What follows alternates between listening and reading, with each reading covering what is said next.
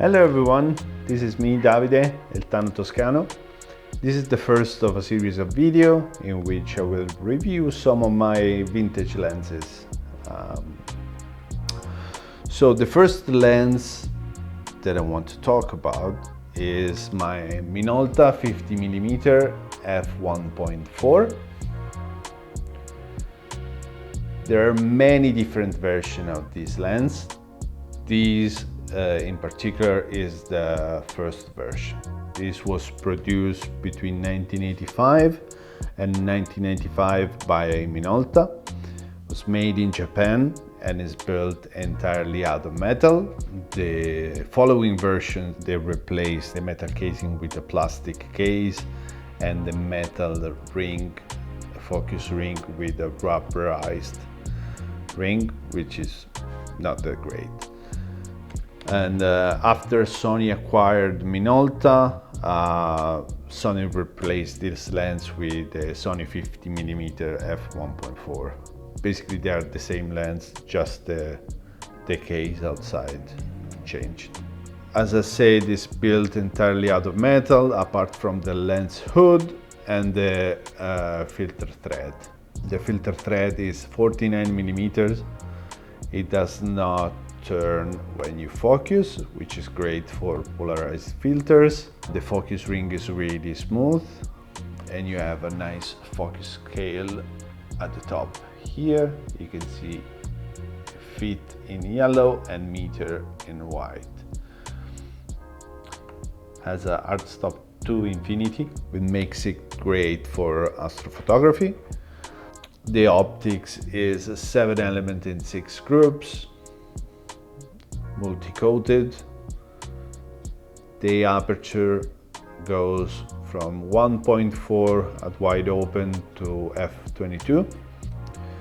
And yeah, the lens is compatible with A-mount cameras, so you can mount it on Sony Alpha cameras like this Sony A58, or you can mount it on Sony mirrorless cameras using an adapter. Sony has a wide range of adapters for Sony A-mount to Sony E-mount.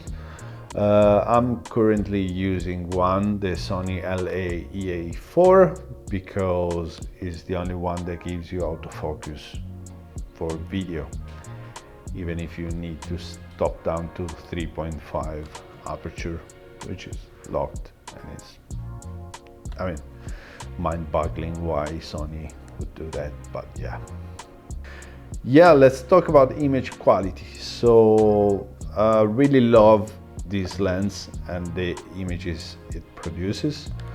Has a nice rendition of colors and contrast, very nice. It's not super sharp wide open, so it's a bit dreamy, but for me it's perfect. I love the style, and the bokeh is absolutely gorgeous. I love it. It's completely different from new lenses that you can buy now, that they are pretty much the same.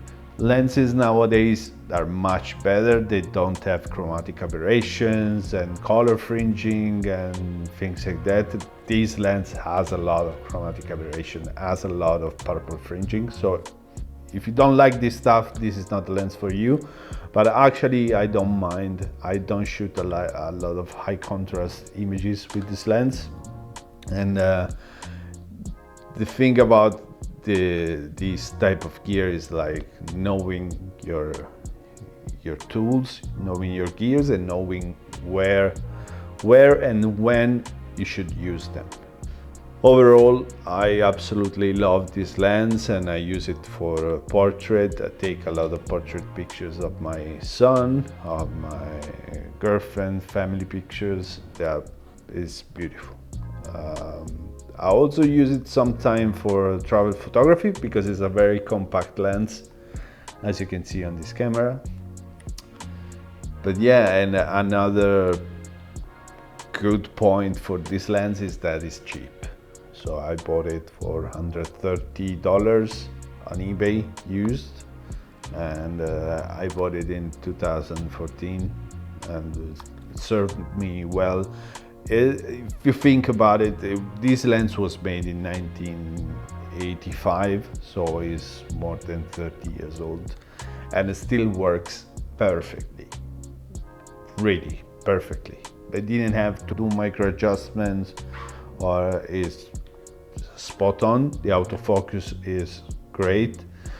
The only thing that I can say about the autofocus is that it's using an old technology from the 80s, so it's very noisy. Be aware if you want to use this lens for video. Your video will suffer, your audio will suffer a lot for autofocus noises.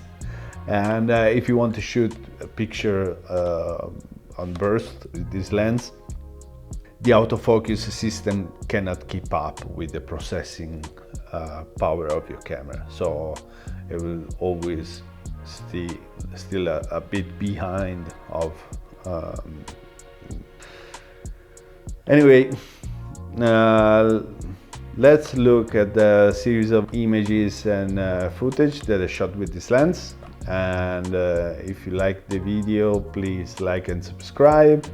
If you have this lens, please comment in the comment section below and tell us what you think about it. And thanks for watching the video. Bye.